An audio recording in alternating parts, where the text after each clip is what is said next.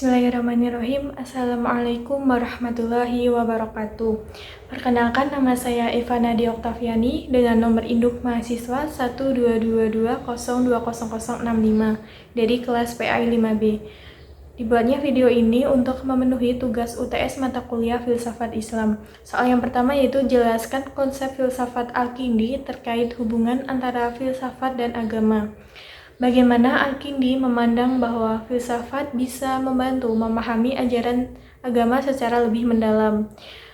Jawabannya yaitu Al-Kindi merupakan tokoh Islam pertama yang berusaha menyelaraskan atau mengupayakan pemaduan antara filsafat dan agama. Menurutnya, filsafat dan agama tidaklah bertentangan karena masing-masing merupakan ilmu tentang kebenaran. Kebenaran yang diberitakan wahyu tidaklah bertentangan dengan kebenaran yang dibawa oleh filsafat. Karena filsafat adalah pengetahuan tentang yang benar atau knowledge of truth. Al-Kindi menegaskan bahwa kebenaran itu dapat datang dari mana saja dan umat Islam tidak perlu sungkan untuk mengakui dan mengambilnya.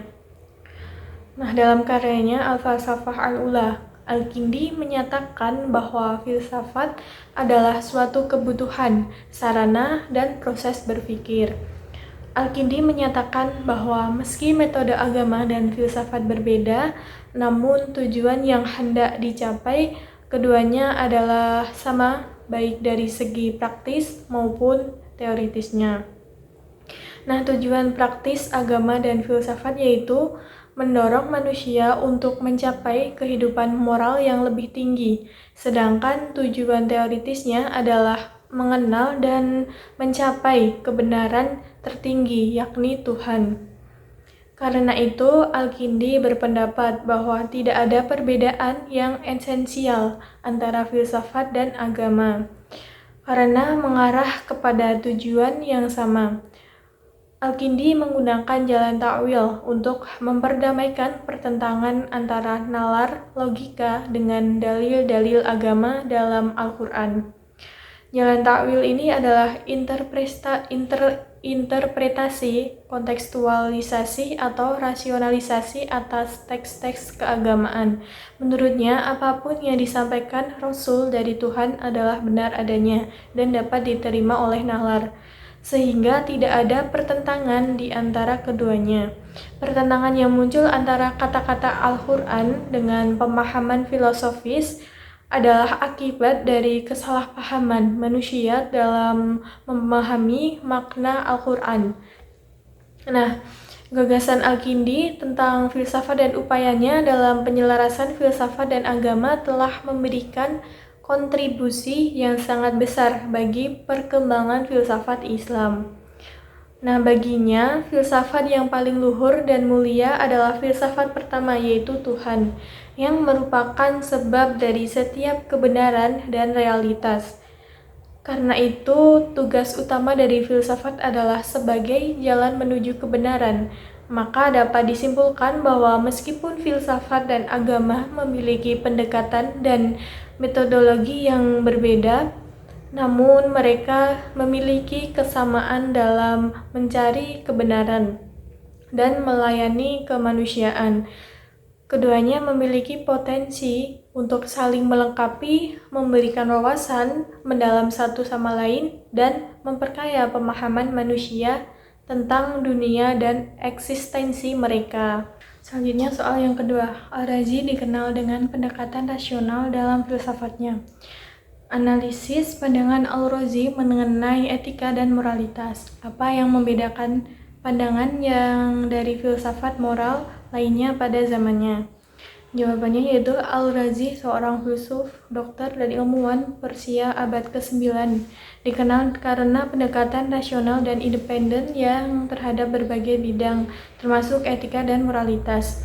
Berbeda dengan banyak pemikir muslim sezamannya yang sangat dipengaruhi oleh prinsip-prinsip agama dalam filsafat moral mereka.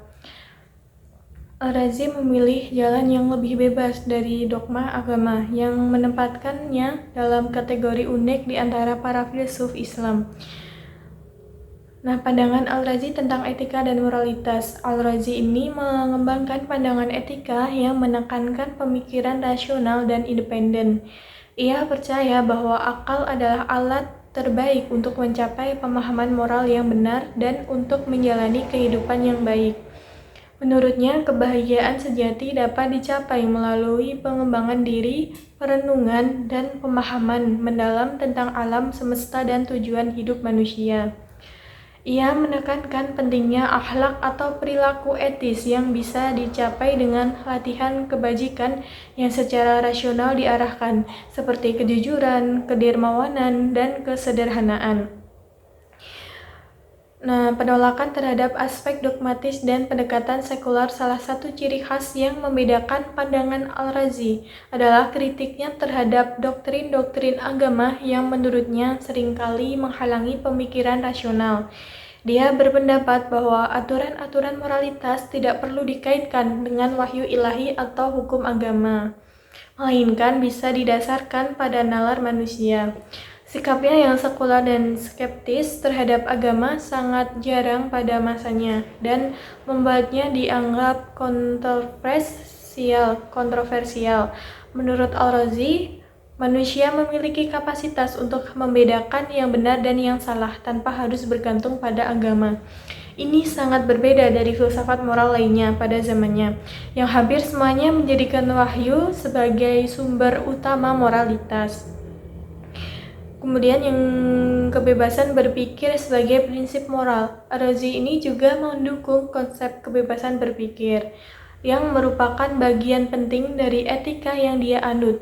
Dia menganggap bahwa manusia seharusnya tidak takut untuk memeriksa kepercayaan mereka sendiri dan tradisi secara kritis. Nah, sikap ini menempatkannya pada posisi yang unik di antara para filsuf Islam lainnya, seperti Al-Farabi atau Ibnu Sina, yang lebih cenderung mengintegrasikan ajaran-ajaran agama dalam filsafat mereka. Kemudian pandangan Al-Razi mengenai etika juga didasarkan pada nilai-nilai empati dan kesejahteraan sosial. Ia berpendapat bahwa tujuan etika adalah untuk memastikan kebahagiaan dan kesejahteraan manusia secara umum. Prinsip-prinsip seperti menghindari kerugian kepada orang lain, menunjukkan kebaikan, dan berperilaku adil adalah dasar dari moralitas dalam pemikirannya. Dia mendorong individu untuk mengembangkan rasa empati terhadap sesama manusia, terlepas dari perbedaan agama atau kepercayaan. Pandangan ini sangat mirip dengan prinsip moral universal yang tidak membedakan antara satu kelompok dengan kelompok lainnya.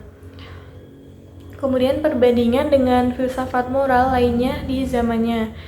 Di filsafat moral, Al-Razi sangat kontras dengan pendekatan yang diambil oleh para filsuf muslim lainnya seperti Al-Kindi, Al-Farabi, dan Ibnu Sina, yang cenderung memadukan ajaran agama Islam dengan filsafat Yunani, khususnya Aristoteliani dan Neoplatonisme. Sementara para filsuf ini mengadopsi prinsip-prinsip rasional, tetapi tetap memasukkan elemen-elemen spiritual dan religius dalam teori etika mereka. Al-Razi lebih menekankan pada otonomi akal tanpa intervensi dogma religius. Selain itu, berbeda dengan filsafat moral di dunia Kristen dan Yahudi saat itu, yang juga sering kali terkait dengan kepercayaan religius. Al-Razi memberikan alternatif yang sepenuhnya bersifat sekular dan rasional. Kemudian soal yang ketiga, Al-Farabi sering disebut sebagai guru kedua setelah Aristoteles dalam filsafat Islam. Apa pandangan Al-Farabi tentang konsep kota ideal atau Al-Madinah Al-Fadilah? Dan apa ciri-ciri utama dari kota ideal menurut Al-Farabi? Dan bagaimana hal ini berkaitan dengan konsep kebahagiaan? Menurut Al-Farabi, Al-Madinah Al-Fadilah ini adalah kota yang diatur secara ideal untuk mencapai kebahagiaan dan kesejahteraan bersama bagi semua anggotanya. Al-Farabi mendasarkan pandangan yang pada filsafat politik Plato yang juga menggambarkan negara ideal dalam republik. Secara ringkas, Al-Farabi dalam karyanya Al-Madinah Al-Fadilah menyatakan bahwa kecenderungan manusia hidup bersosial dengan orang lain yang kemudian melalui proses yang panjang terbentuklah sebuah negara. Nah, dari negara tersebut mereka hendak mencapai kebahagiaan secara bersama-sama. Indikasi kebahagiaannya adalah tercukupinya sandang pangan, papan, dan keamanan. Kebahagiaan yang dicita-citakan tersebut bisa dicapai dengan cara membentuk sebuah negara yang disebut negara utama atau Al-Madinah Al-Fadilah. Nah, ciri-ciri kota ideal menurut Al-Farabi yaitu yang pertama, kepemimpinan yang bijak dan cerdas. Kota ideal harus dipimpin oleh seorang pemimpin yang bijaksana yang Al-Farabi ini sebut sebagai Al-Imam atau Al-Rais. Pemimpin ini diharapkan memiliki karakteristik seperti Nabi dengan kebijaksanaan dan keterampilan politik yang tinggi, serta pemahaman mendalam tentang kebenaran dan tujuan kehidupan manusia. Pemimpin ini berperan seperti filsuf raja yang digambarkan oleh Plato, yang mampu menuntun rakyatnya menuju kebahagiaan dan kebaikan tertinggi. Kemudian ciri yang kedua yaitu masyarakat yang terstruktur dan harmonis. Kota ideal ini memiliki struktur sosial yang harmonis dan teratur, di mana setiap individu memiliki peran dan tanggung jawab sesuai dengan kemampuannya. Nah, struktur ini mencerminkan hierarki kosmis dengan setiap elemen memainkan peran spesifik dalam mencapai tujuan bersama. Nah, bagi Al-Farabi, harmoni ini sangat penting karena kesejahteraan dan kebahagiaan kolektif bergantung pada pemenuhan peran masing-masing individu. Kemudian ciri yang ketiga yaitu pengembangan ilmu pengetahuan dan kebajikan. Pendidikan dan ilmu pengetahuan adalah pilar utama kota ideal. Al-Farabi percaya bahwa manusia hanya dapat mencapai kebahagiaan sejati melalui pengetahuan dan juga pengembangan kebajikan. Nah, kota ideal harus mendorong warganya untuk mempelajari ilmu pengetahuan dan mengembangkan kebajikan moral seperti kejujuran, keadilan, dan kedermawanan. Kemudian ciri keempat yaitu persatuan dalam tujuan dan keyakinan. Kota ideal ini harus memiliki kesatuan tujuan yang nilai yang menjadi panduan bagi semua anggota masyarakatnya. Kesatuan ini mencangkup pemahaman tentang tujuan hidup manusia, yaitu untuk mencapai kebahagiaan tertinggi, baik dalam dunia ini maupun di akhirat. Nah, Al-Farabi melihat bahwa kebahagiaan ini hanya bisa dicapai jika semua anggota masyarakat memiliki tujuan yang sama dan bersedia bekerja sama untuk mencapainya. Kemudian ciri yang kelima yaitu keadilan sebagai prinsip utama. Keadilan ini adalah landasan kota ideal menurut Al-Farabi. Keadilan di sini mencakup keadilan dalam distribusi peran, hak, dan tanggung jawab, di mana setiap individu ini diberi kesempatan yang sesuai dengan kemampuannya untuk berkontribusi kepada masyarakat. Kota ideal dan hubungannya dengan konsep kebahagiaan Al-Farabi menganggap bahwa tujuan akhir manusia adalah kebahagiaan atau sa'adah yang dapat dicapai melalui kesempurnaan akal dan pengembangan kebajikan. Menurutnya, kebahagiaan sejati bukan hanya kebahagiaan duniawi, tetapi juga kebahagiaan yang bersifat spiritual. Nah, kota ideal dengan semua karakteristik yang disebutkan di atas dirancang untuk memungkinkan setiap warga mencapai potensi penuh mereka dan mencapai kebahagiaan yang berkelanjutan. Nah, kota ideal ini menjadi tempat di mana individu dapat mengembangkan diri, memahami kebenaran, dan bekerja sama untuk mencapai tujuan tertinggi tersebut. Nah, dalam pandangan Al-Farabi, kebahagiaan tidak bisa dicapai secara individualistis, tetapi merupakan hasil dari interaksi sosial yang adil dan harmonis. Oleh karena itu, konsep kota ideal sangat erat kaitannya dengan gagasan bahwa kebahagiaan adalah sesuatu yang hanya dapat dicapai dalam masyarakat yang teratur, adil, dan dipimpin oleh pemimpin yang bijaksana. Kemudian soal yang keempat, Ikhwan al-Safa atau persaudaraan kemurnian memiliki pendekatan ensiklopedis terhadap filsafat dan sains. Jelaskan metode yang digunakan oleh Ikhwan al-Safa dalam menyatukan filsafat, sains, dan agama melalui risalah-risalah mereka, serta bagaimana mereka melihat peran akal dalam mencapai kebenaran. Ikhwan al-Safa atau persaudaraan kemurnian ini adalah kelompok intelektual muslim pada abad ke-10 yang terkenal dengan risalah-risalah ensiklopedis mereka. Nah, tujuan utama mereka adalah menyatukan filsafat, sains, dan agama dalam satu pandangan dunia yang koheren. Mereka berusaha menciptakan pemahaman yang menyeluruh tentang alam semesta, manusia, dan tujuan spiritual, serta meruntuhkan sekat-sekat antara ilmu, pengetahuan, dan agama. Metode penyatuan filsafat, sains, dan agama menurut Ikhwan al-Safa ini menggunakan pendekatan ensiklopedis dalam risalah-risalah mereka yang mencakup sekitar 52 risalah yang membahas berbagai bidang ilmu. Metode mereka untuk menyatukan filsafat, sains, dan agama didasarkan pada prinsip bahwa seluruh pengetahuan ini bersumber dari Tuhan, dan oleh karena itu semua cabang ilmu, pengetahuan, dan agama saling melengkapi. Mereka membagi risalah-risalah mereka menjadi 4 kategori utama. Yang pertama, ilmu pengetahuan alam. Ini mencakup bidang-bidang seperti matematika, logika, dan fisika. Mereka membahas dunia fisik sebagai bagian dari kreasi Tuhan yang dapat dipahami melalui akal. Kemudian yang kedua, ilmu kejiwaan meliputi psikologi dan ilmu tentang jiwa yang menghubungkan manusia dengan alam semesta dan penciptaan. Kemudian yang ketiga, ilmu agama mencakup ajaran-ajaran agama Islam yang menurut mereka memberikan panduan moral dan etika yang diperlukan untuk mencapai tujuan hidup yang lebih tinggi. Kemudian yang keempat, ilmu ketuhanan meliputi metafisika dan teologi yang berfokus pada memahami esensi Tuhan dan hubungannya dengan ciptaan. Nah, melalui pembagian ini, Ikhwan al-Safa percaya bahwa filsafat, sains, dan agama saling melengkapi dan bahwa pemahaman terhadap satu bidang akan memperkaya pemahaman terhadap bidang lainnya.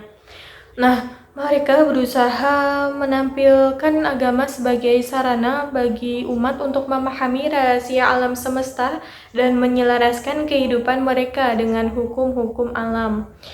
Kemudian ada peran akal dalam mencapai kebenaran. Bagi Ikhwan al-Safa, akal adalah alat utama untuk mencapai kebenaran.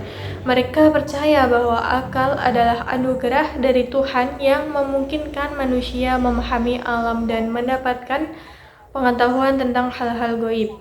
Nah, menurut mereka ada 3 tingkatan dalam mencapai kebenaran. Yang pertama, akal teoretis.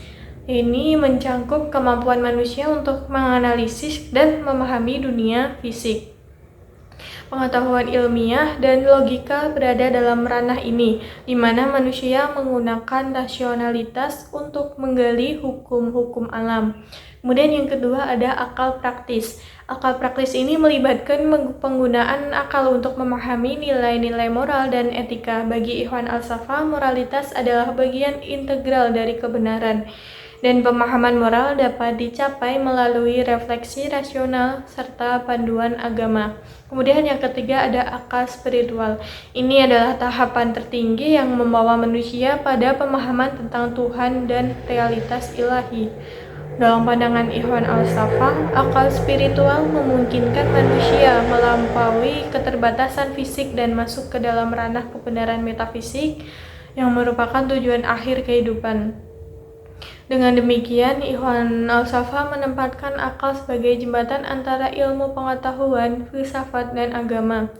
Mereka berpendapat bahwa melalui permunian akal dan jiwa, manusia dapat mencapai pencerahan dan mendekati Tuhan.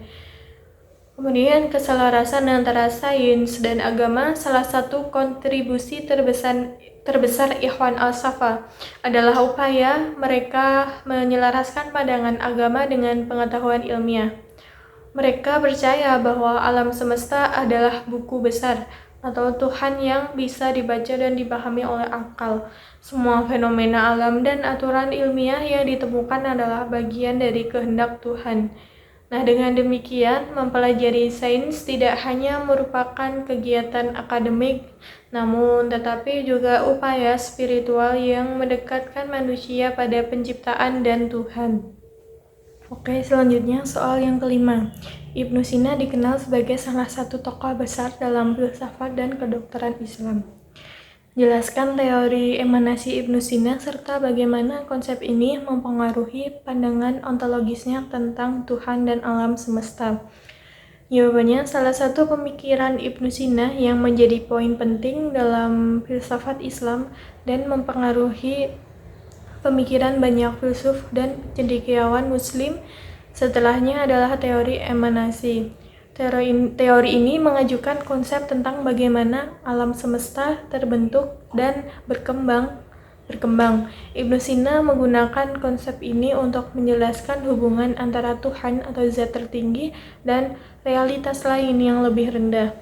Melalui teori emanasi ini, Ibnu Sina mencoba menjelaskan hubungan antara Tuhan yang maha sempurna dan alam semesta yang beragam. Alam semesta dan segala sesuatu di dalamnya adalah hasil emanasi dari Tuhan. Dan dengan demikian, alam semesta merupakan manifestasi dari keberadaan Tuhan. Nah, teori emanasi Ibnu Sina ini menawarkan suatu kerangka untuk memahami hubungan antara Tuhan dan alam semesta. Melalui proses pemancaran, Ibnu Sina menjelaskan bagaimana semua yang ada berasal dari satu sumber yang maha sempurna tanpa mengurangi kesatuan dan keesaan Tuhan. Ini menjadi dasar bagi banyak pemikiran filosofi selanjutnya dalam tradisi Islam dan memberikan kontribusi signifikan terhadap diskusi tentang ketuhanan dan penciptaan. Pengaruh terhadap pandangan ontologis, teori emanasi memiliki implikasi signifikan terhadap pandangan ontologis Ibnu Sina tentang Tuhan dan alam semesta. Nah, kesatuan dan keberagaman meskipun banyak entitas di alam semesta, semuanya berasal dari sumber yang satu dan tidak terpisahkan dari Tuhan. Ini menunjukkan bahwa keberagaman dalam alam semesta tidak mengurangi kesatuan Tuhan. Metafisika Ibnu Sina menekankan perbedaan antara esensi, apa itu, dan eksistensi atau kenyataan ada. Tuhan adalah esensi yang sempurna dan tidak bergantung pada apapun di luar dirinya. Sedangkan alam semesta adalah hasil dari proses emanasi yang menunjukkan ketergantungan pada sumbernya. Bukti keberadaan Tuhan, konsep wajib al-wujud menjadi dasar bagi keberadaan Tuhan. Alam semesta sebagai makhluk yang mungkin ada atau mungkin al-wujud menunjukkan bahwa ada sesuatu yang harus ada untuk menjelaskan keberadaannya. Sekian jawaban dari saya. Mohon maaf apabila ada kesalahan dan kekurangan. Terima kasih. Wassalamualaikum warahmatullahi wabarakatuh.